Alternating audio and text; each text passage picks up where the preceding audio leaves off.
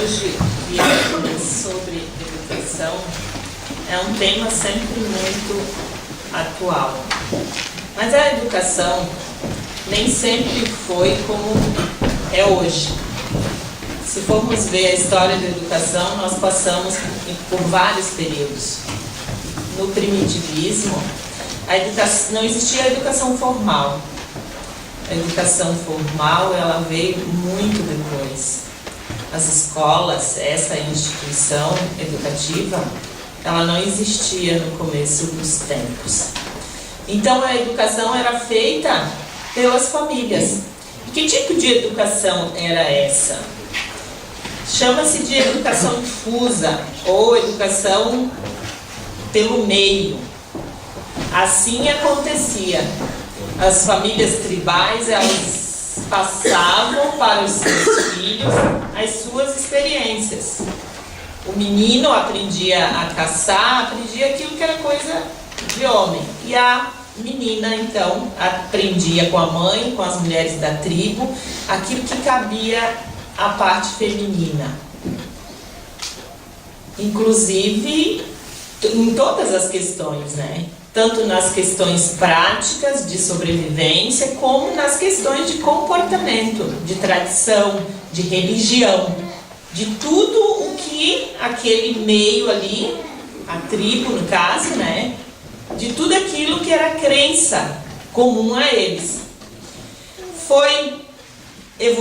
Fomos evoluindo nós seres humanos e fomos mudando as nossas necessidades.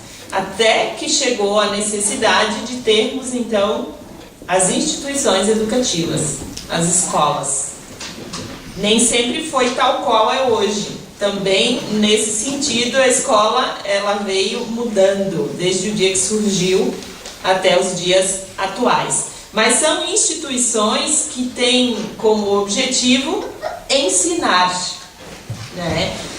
Porque é uma necessidade do ser humano aprender. Inclusive é uma necessidade impelida pela dificuldade. Porque se trocarmos a palavra educação pela palavra conhecimento, conhecer é uma necessidade imediata do ser humano.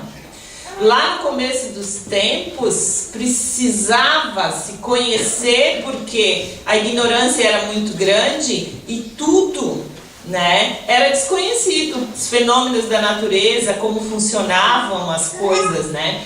Então ela partiu da necessidade do ser humano de se libertar das dificuldades, se libertar dos entraves que a matéria, que a natureza oferece ao ser humano. Então, a partir disso, surgiu a curiosidade pela necessidade. A curiosidade fez com que o ser humano observasse as coisas que lhes embaraçavam. E passou, então, às descobertas, através da curiosidade e do pensamento, que nós seres humanos sempre tivemos essa capacidade de pensar, por mais rudimentar que fosse, na época do primitivismo, já conseguíamos elaborar pensamentos e fazer conclusões. Então, claro que não eram conclusões e não eram pensamentos tais quais temos hoje, porque éramos muito mais ignorantes. Então, de lá para cá, foi sim a necessidade que fez com que hoje nós estejamos aqui no conforto de uma casa, transportando-nos em automóveis com ar quente no dia como hoje. Foi essa necessidade, a necessidade de sair do sofrimento, a necessidade de produzir para nós o conforto, né? E hoje, como nunca, nós temos o conforto graças a esses avanços que o nosso intelectual proporcionou a nós. O intelectual faz com que nós desenvolvamos a matéria, que nós aprimoremos a matéria, que nós elaboremos a matéria. E então a educação, mas a educação ela não é apenas a intelectualização. Eu encontrei uma definição que eu gosto muito, que tenta definir educação, que diz que educação é o desenvolvimento integral e harmônico de todas as faculdades humanas.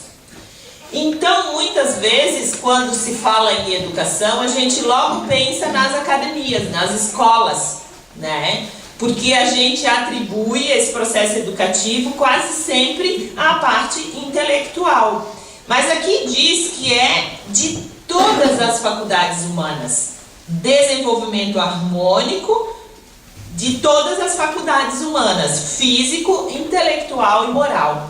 Então, a parte intelectual é apenas uma faceta da educação, porque o ser humano integral, ele é composto de necessidades físicas, mas ele tem as necessidades de ordem moral, de ordem espiritual, que precisam ser atendidas. Tem o Raul Teixeira, nesse livro aqui, Educação e Vivências, onde ele fala sobre educação em vários sentidos. Educação ecológica, educação para o trabalho, educação e drogas, educação nesse sentido, educação e os impulsos afetivos, educação das inclinações, educação para desencarnação. Então aí a gente vai vendo que a educação tem uma gama muito grande, uma área muito grande.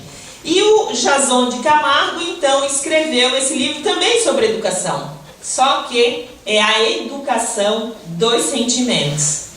Então aqui nós estamos, depois disso, nós vamos vendo que precisamos educar não apenas a parte intelectual. Não é apenas o cérebro que precisamos adestrar e desenvolver habilidades através dele, mas que precisamos também olhar para a parte do sentimento, o coração, né? A educação do sentimento, e a gente geralmente liga o sentimento ao coração, então o coração precisa também ser educado. Ali o Raul Teixeira fala em educação das inclinações. E esses somos nós, porque o homem integral, ele é tudo isso. E a educação precisa atender ao ser humano em todos esses aspectos. Isso não acontece ainda. Isso ainda deixa a desejar, no sentido que a gente ainda está caminhando a passos lentos para que tenhamos uma educação que seja a educação ideal.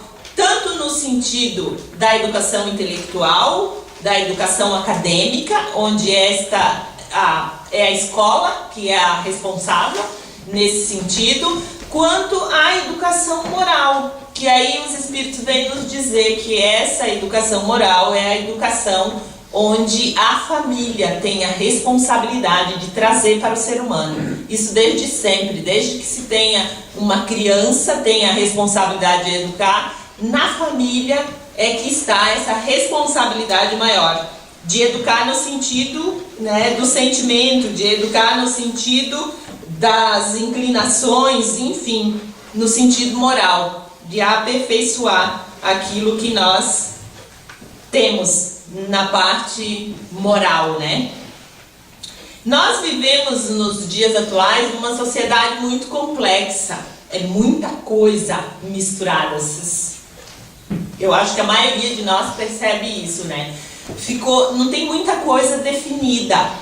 A estrutura familiar de antes, ela não existe mais. Mas a gente ainda não tem um modelo de família que a gente possa definir. A família atual é assim, tem essa característica. Hoje a gente não arrisca mais, porque existem famílias de todos os jeitos, né? Famílias de pessoas do mesmo sexo, famílias onde só a mãe cria os filhos, família onde só o pai cria os filhos, família, né, onde as crianças são educadas pelos avós, enfim. E aí nesse meio ali fica meio que desarranjado, porque a gente não pode afirmar nada nesse sentido. É assim, como era no passado. No passado era o pai e a mãe constituía a família, o pai era a autoridade máxima, filhos e esposa obedeciam. Aquela época, a família ela tinha a educação que era através do autoritarismo, era através da força. Um mandava e o outro obedecia.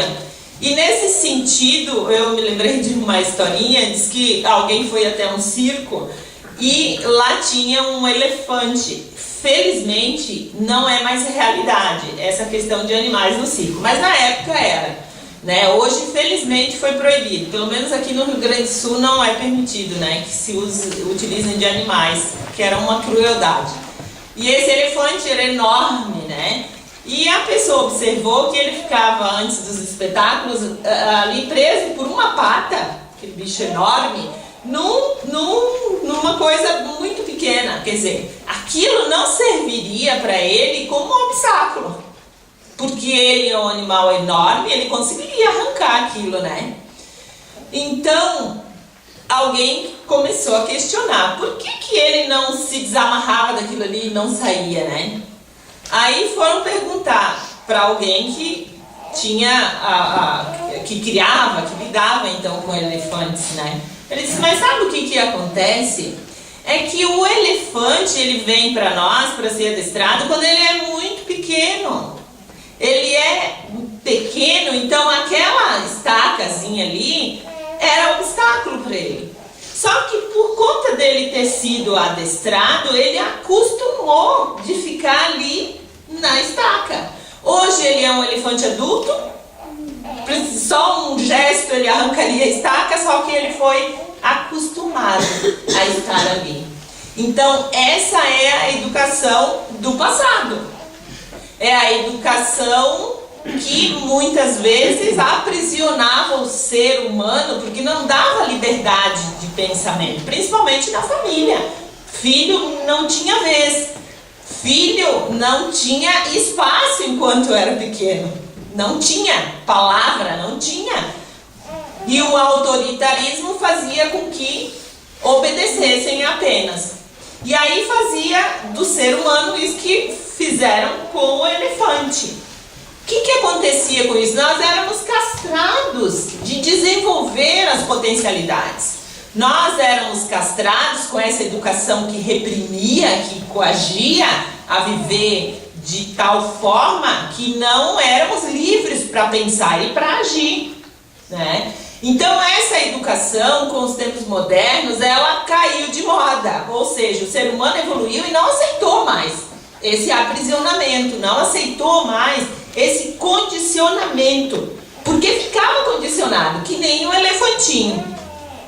E quando geralmente, a gente quer se libertar de alguma coisa que nos aprisiona, às vezes a gente faz tanta força para sair daquilo que a gente vai com muita força para o outro lado.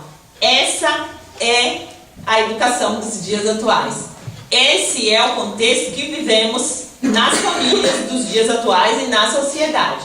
A gente foi então lá para o outro lado, para o outro extremo. Antes era nada, agora é tudo. É a educação com liberdade irrestrita. E eu vejo uma coisa que é muito angustiante.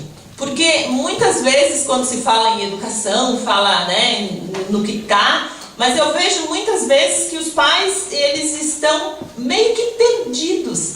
Porque é uma questão social e as leis estão ali, né, no sentido de proteção da criança, mas não existe uma base sólida onde os pais possam se apoiar. Então, a criança era nada, agora a criança é tudo, né? Uma área da psicologia inventou que o não, né, era um prejuízo para a criança, que reprimiu uma criança por qualquer motivo que fosse, que ia causar traumas a ela, né? E hoje, então, nós estamos no outro extremo. E nesse outro extremo, que é o permissivismo, eu me lembrei de uma outra historinha. Diz que tinha uma fila de supermercado. Tinha um casal de idosos que observava. As filas de supermercado, principalmente em época de pagamento, elas são intermináveis, né? Diz que nessa fila tinha uma criança que chamava muita atenção. Diz que ele já era grandinho, não era tão pequeno não, uns 9, 10 anos. E tinha um casal de idosos. criança, ela não tinha limites, no sentido de, por conta do estresse de estar na fila, que criança não gosta, né? E até para nós é difícil a situação da fila, né?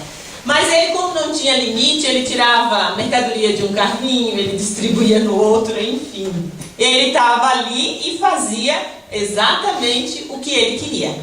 E as pessoas se angustiavam, mas porque eram educadas, elas não queriam repreender a criança, e a mãe que ali estava com ele nem era com ela o filho. Lá pelas tantas, esse casal de idoso, a senhora disse, porque a gente vai se indignando com algumas situações, né? Não sei vocês, mas esse casal estava se indignando com a situação, porque é uma situação constrangedora. Imagina tu sair correndo para buscar um produto que estava no teu carrinho, que tu precisa levar para casa, porque a criança tirou e levou lá longe. Então a senhora fez assim pro marido, né? E foi falar com a mãe para dar alguns conselhos. Era uma pessoa que certamente já havia criado filhos e tal. Minha filha, né? E tentou, não é assim e tal, dizer que estava causando constrangimento à criança, mas a mulher não quis saber.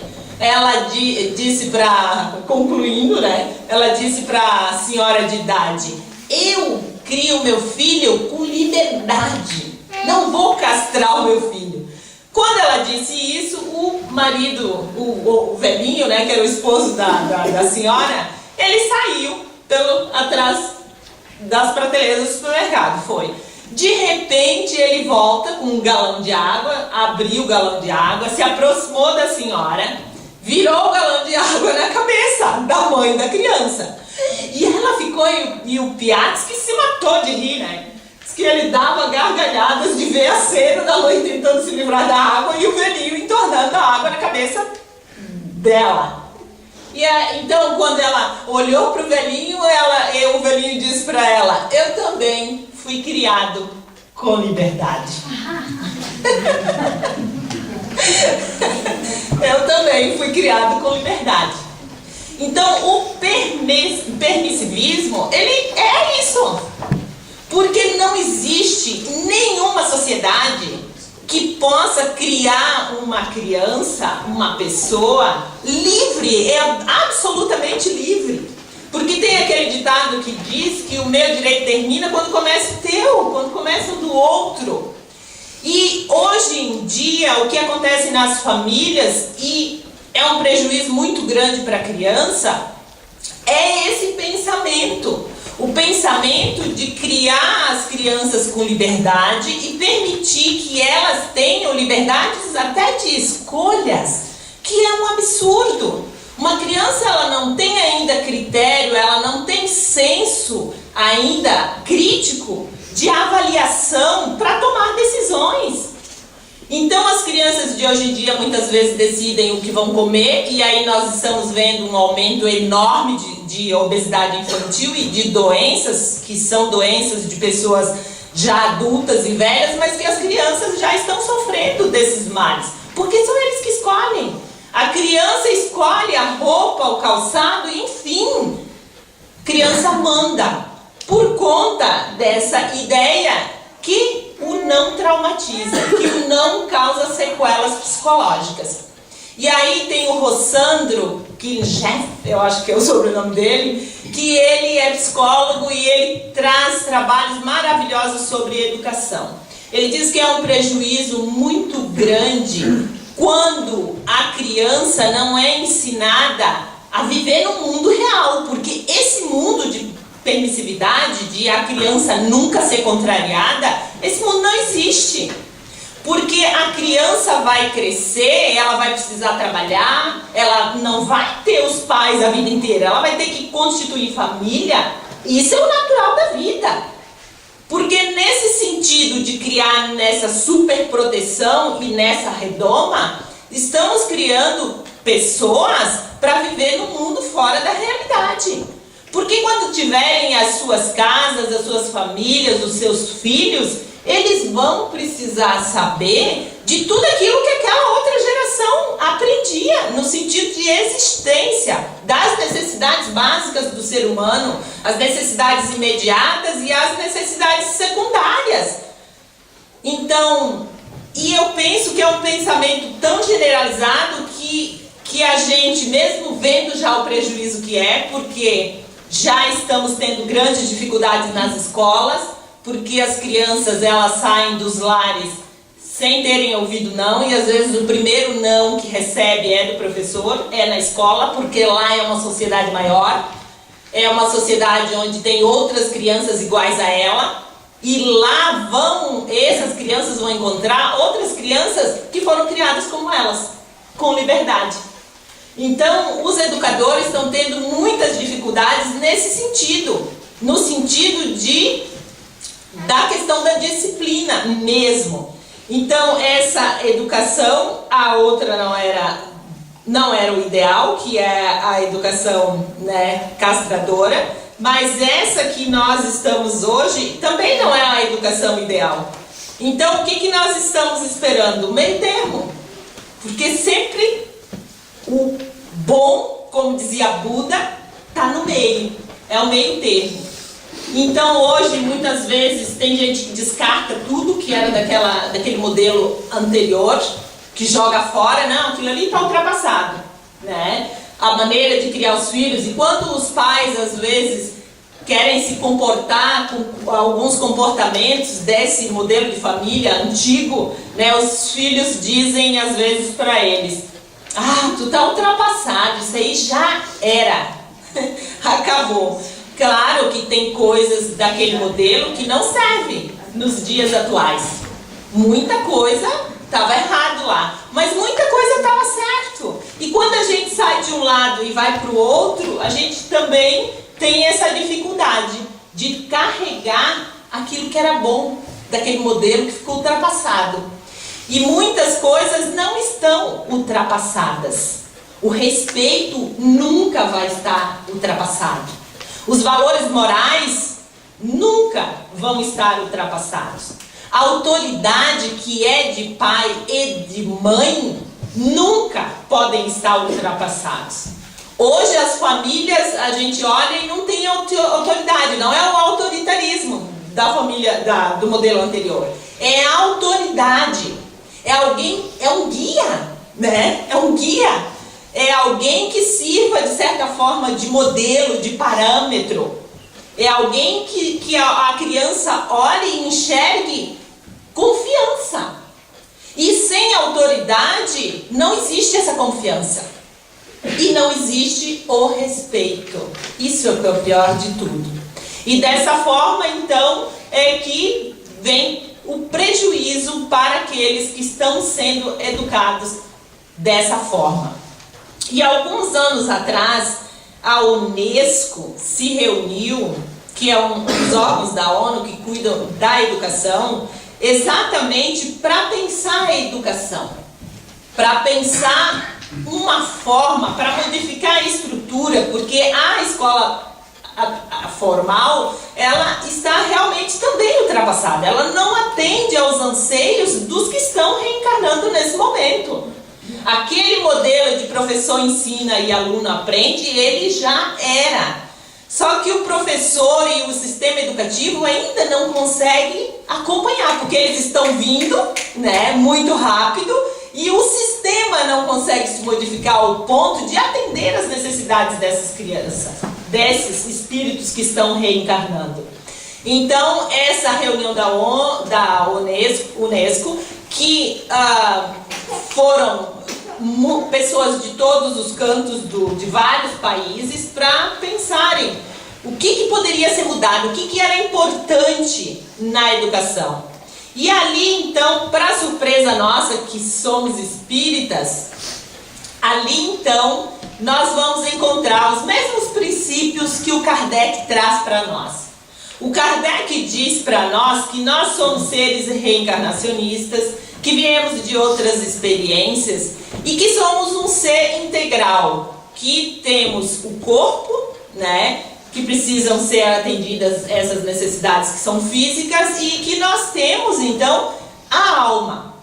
Que o progresso, ele se faz como se fossem duas asas que precisamos adquirir. Precisamos adquirir esse progresso, que é o progresso intelectual, onde a gente vai na escola para aprender as ciências, para aprender, né, a matemática, o português, enfim, para nos profissionalizarmos. Ali na escola nós vamos aprender a ser cidadãos. Então Kardec diz que precisamos, né, dessa evolução que seria a questão intelectual.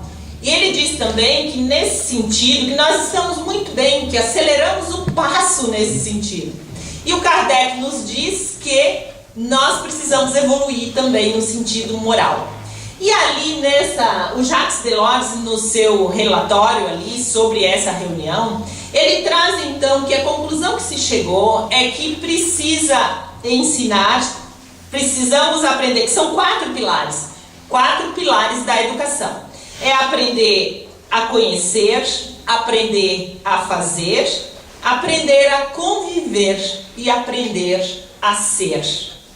Então, o aprendizado que vem através do conhecimento é o que as escolas proporcionam aos alunos. Os cursos profissionalizantes, né, ensinam a fazer, né, que é tudo a parte intelectual, que é o que o Kardec nos trazia, é o progresso intelectual. Aprender a conviver e aprender a ser. Então ali a educação, ela abriu esse leque e ela traz então a necessidade do ser humano, que é uma necessidade urgente, de aprender a conviver. Porque os nossos maiores sofrimentos e os nossos piores entraves, eles se fazem exatamente no campo da convivência. Olha a sociedade atual. Por que a gente sofre nas relações? Porque a gente ainda não aprendeu a conviver. E automaticamente a gente sofre porque a gente não aprendeu a se conhecer, a ter o governo de nós mesmos, a sermos educados no sentido de educar as nossas emoções, de educar os nossos sentimentos, de educar o nosso comportamento. Então, quando a gente vai se relacionar, a gente leva isso junto nas relações, a gente leva aquilo que somos de bom e levamos também aquilo que não é tão bom, que são as nossas imperfeições. Então, eu penso que é um progresso, é uma vitória enorme, essa conclusão que se chegou nessa reunião ali, que são esses 4 pilares. Porque ali, claro, que isso não é que foi a necessidade que surgiu ali. É uma necessidade que muitos educadores já chamavam a atenção sobre isso. Porque na escola, quando o professor vai ensinar a parte intelectual, ele muitas vezes ele tem que deixar de lado um pouco a parte intelectual e ele tem que tentar ensinar a criança a se comportar numa sala de aula, a respeitar o colega, a respeitar ele próprio, o professor, porque quando a gente sai de casa sem aquela educação moral, a gente chega nos lugares e a gente se comporta sem educação, não é assim? Não tem outra regra. O que a gente faz lá fora, quando a gente sair na rua ali, que perceber ali lixo jogado, que perceber sons muito altos, né? E comportamentos que afetam, que agridem ao outro, nós temos que entender que é uma pessoa não educada, que é uma pessoa que não tem a educação para viver em sociedade. Porque se tivessem, teria um limite em relação ao outro. Não, ali eu não posso porque eu vou invadir o espaço dela. Isso é falta de educação. E há esse tipo de educação, o melhor lugar para que isso aconteça, que é a educação moral, a educação para a convivência, a educação, enfim. E aí a gente pode pegar o modelo das tribos primitivas para trazer para os nossos dias atuais. Porque aquele modelo antigo tinha isso. A mãe ensinava, claro que era muito dividido, né? O menino e a menina. Hoje já não é mais assim. As tarefas precisam ser ensinadas aos dois.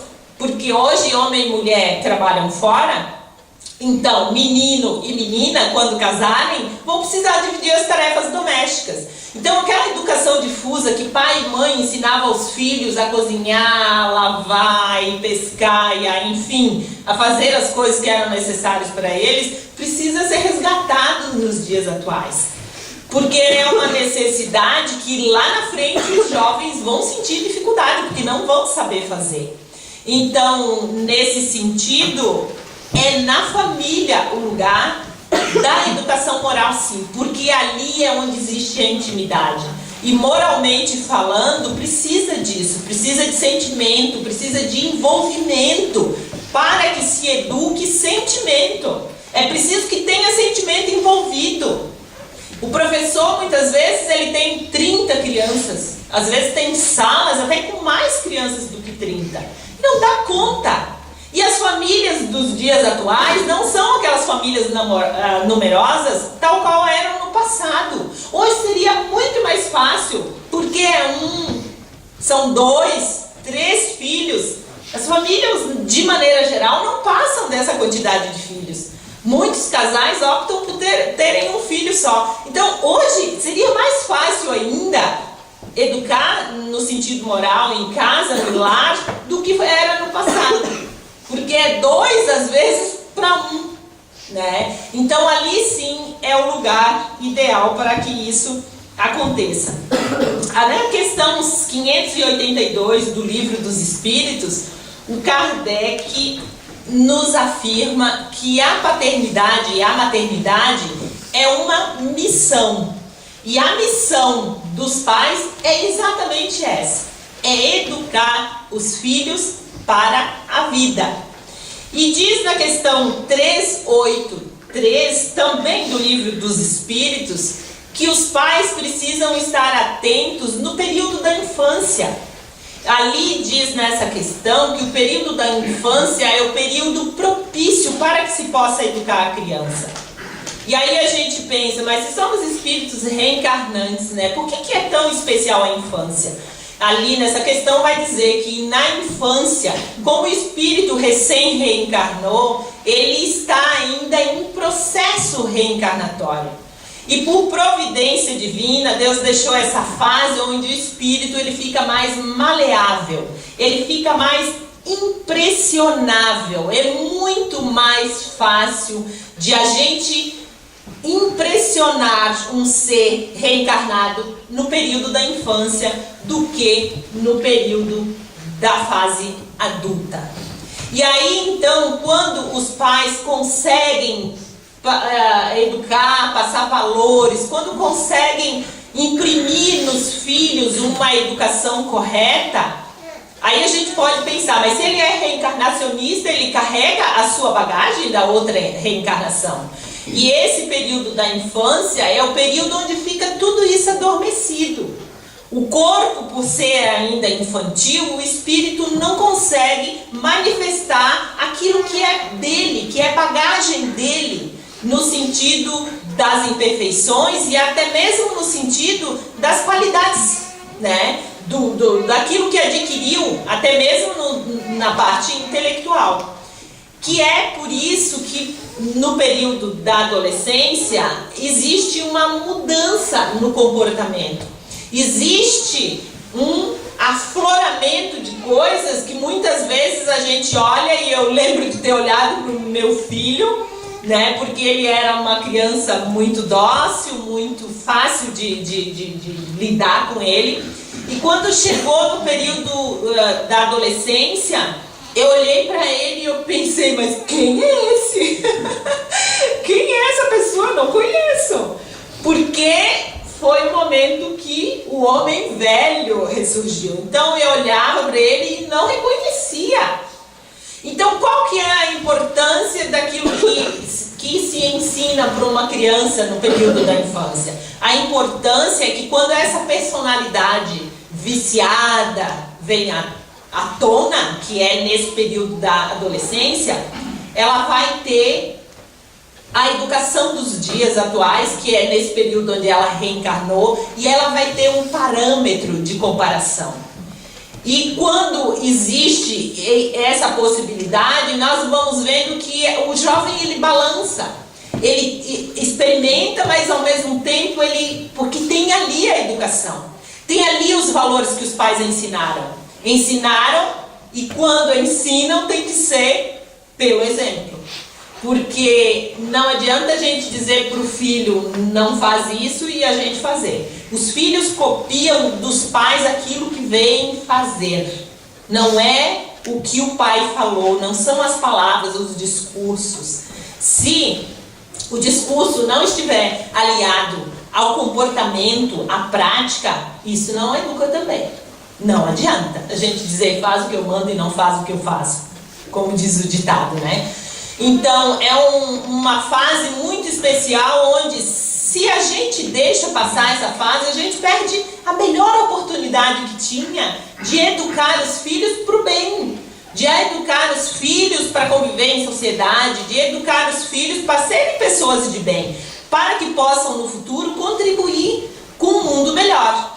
Então, no Evangelho diz que quando a gente desencarna, o Evangelho no capítulo 14 diz que a cada pai e a cada mãe Deus perguntará: que fizestes do filho confiado à vossa guarda? Se por culpa vossa o filho, né, foi por um mau caminho, ou seja, por negligência, por qualquer coisa que tenha acontecido onde os pais não fizeram aquilo que cabia a eles. Porque, como diz a questão 582, os pais educadores são missionários, é uma missão. Pensa a responsabilidade. Deus coloca um outro filho nas mãos dos pais e diz: olha, esse aqui é para cuidar, porque os nossos filhos não são propriedade nossa. Não é meu. Não são nossos os filhos. Eles são um empréstimo divino. Porque se todos nós somos filhos de Deus, o Pai é Deus. E é essa referência de pensar nesse sentido que nós devemos nos aplicar. Qual que é a vontade de Deus no sentido da educação daqueles que estão conosco?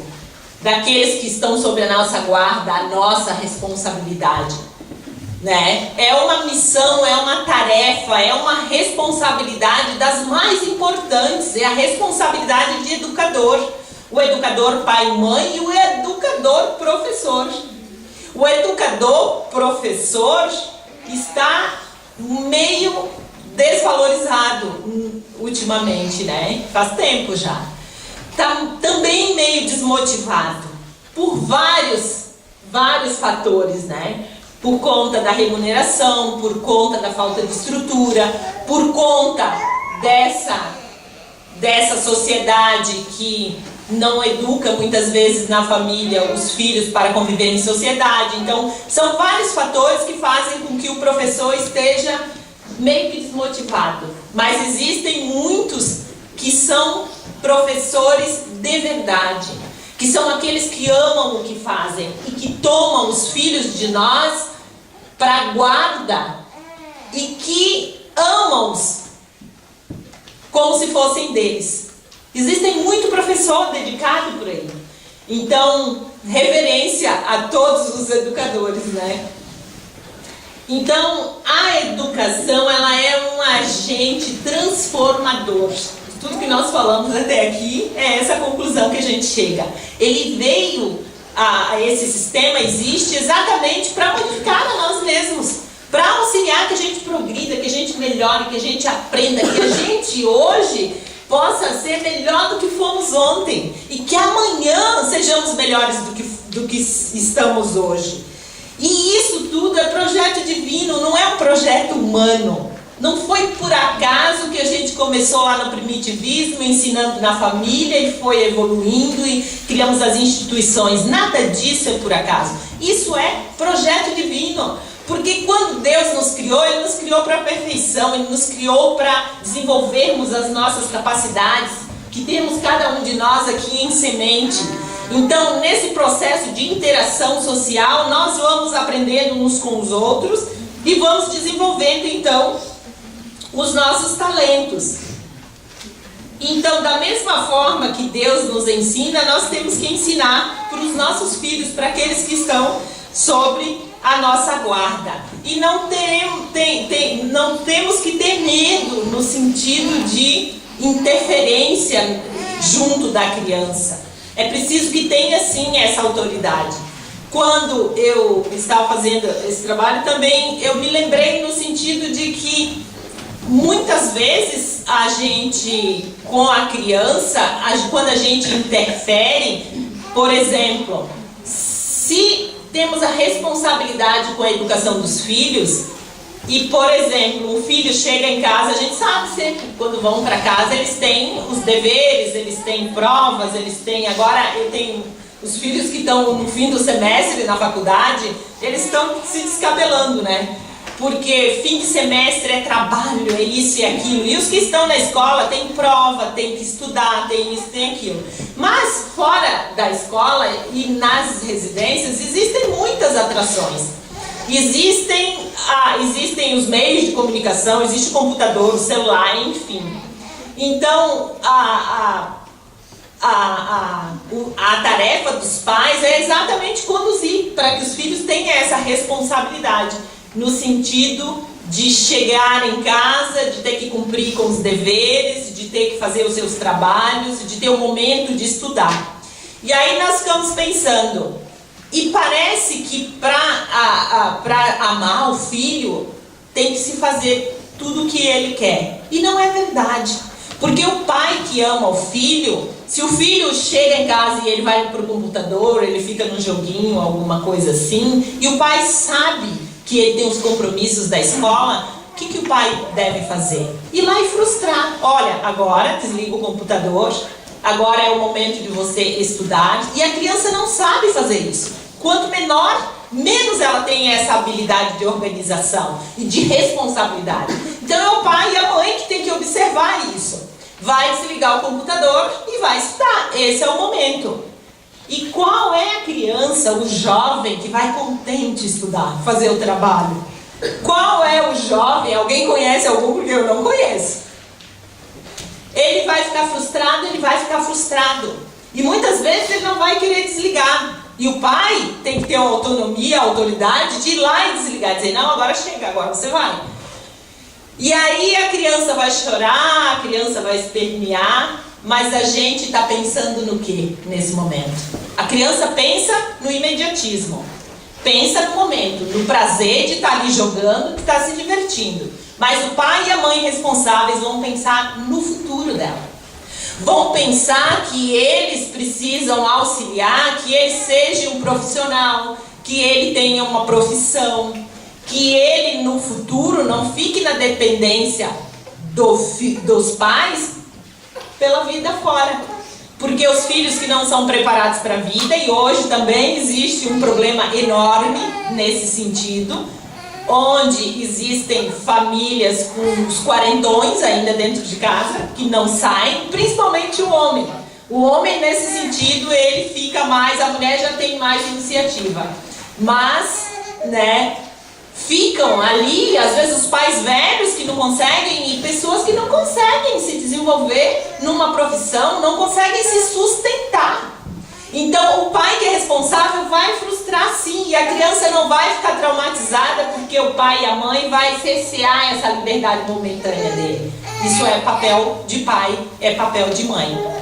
E aí, trazendo essa ideia no sentido de Deus Pai, que é o pedagogo maior, é Deus, tudo o que nós estamos vivenciando aqui é uma proposta pedagógica. Tudo, absolutamente tudo que aparece em nossas vidas, o objetivo principal é o aprendizado de alguma coisa. Então Deus, como o pedagogo maior, ele faz essas coisas que os pais responsáveis fazem com as crianças, fazem conosco. Muitas vezes a gente vem para a reencarnação, a gente, né, passa o período da infância, passa o período, entra às vezes até na maturidade ou na juventude, e a gente fica pensando que a vida aqui é para a gente se divertir. A gente fica pensando muitas vezes que os meios de comunicação que aqui estão para nós é o que basta para a vida. E aí nós vemos muitas vezes Deus desligando a brincadeira que a gente está se entretendo, que são os momentos de dificuldade em nossas vidas. Quando a gente tem um basta da vida, a gente tem sempre que procurar, querer saber qual que é a proposta pedagógica que Deus tem para nós naquele momento. O que é que não satisfaz ao Deus Pai, que não está satisfazendo a Deus Pai naquele momento? Porque nós viemos aqui para aprender, nós viemos aqui para trabalhar. Nós não reencarnamos aqui na Terra para passar férias, dizem os Espíritos para nós. A gente veio aqui em regime de trabalho. Isso não significa dizer que nós temos que trabalhar dia e noite o tempo todo. A diversão é para nós, sim. Diz lá no Evangelho, no capítulo que fala sobre a perfeição, que devemos viver no mundo, mas sem ser do mundo, mas que devemos usufruir de tudo que um pouco de bom que o mundo tem para nos oferecer. Que sim, que nós devemos nos divertir, mas que jamais percamos de vista o objetivo da vida, que tem sempre um fim útil. Então precisamos estar sempre atentos a essa questão, observando o que tem a vida de bom para a gente aprender. Aprender, dizia a minha mãe, que era semi-analfabeta, nunca é demais, ela dizia para nós. Então ela valorizava muito a educação por conta de não ter podido ser educada numa escola. Mal ela conhecia as letras, então ela tinha uma ânsia muito grande que os filhos estudassem, que progredissem. Então ela tinha uma valorização nesse sentido muito grande. E nós estamos aqui para isso. Estamos aqui para sermos educados. E nós temos um mestre que encarnou aqui entre nós para nos ensinar na questão moral, que é o único título que Jesus aceitou. É o título de mestre. Então, quando os professores ou alguém se sentir ofendido por ser educador, se sentir desvalorizado por ser educador, não! Foi o único título que Jesus quis ter para ele. Tal é a importância daquele que educa. Mestre, né, quando chamavam ele, ele aceitava. Quando disseram, tu és rei, não sei de nada. Eu não nasci, não vim a esse mundo, senão para dar testemunho da verdade. Então, Jesus é, para nós que somos cristãos, o nosso pedagogo. Jesus é o nosso professor. E aí, para aprendermos a educar os nossos sentimentos, para aprendermos a nos comportarmos socialmente, para aprendermos a nos conhecermos, basta que tenhamos um evangelho em casa. E nós espíritas temos o Evangelho segundo o Espiritismo, que além das passagens que os apóstolos registraram dos ensinamentos de Jesus, ali nós vamos encontrar as explicações dos Espíritos. E ali tem um capítulo, que é o capítulo 6, Cristo o Consolador, onde Jesus diz: vinde a mim, todos vós que estáis aflitos e sobrecarregados, que eu vos aliviarei. Mas aprendei de mim, que sou brando e humilde de coração. Olha a proposta de Jesus. Aprendei de mim, porque Ele era o nosso modelo. Ele é o nosso guia. Guia espiritual aqui da Terra. Então, vamos aprender com Jesus. Vamos, nos engajarmos nessa proposta, que é a proposta divina. Vamos à nossa prece? Vamos então agradecer a Deus por esses momentos onde aqui estamos. E temos, meus irmãos, muito que comemorar. Temos, meus irmãos, muito que agradecer a Deus por essa doutrina que vem nos resgatar dos nossos enganos, da nossa ignorância. Na doutrina espírita nós encontramos as explicações que nos são necessárias, respostas para as perguntas que ficam no ar.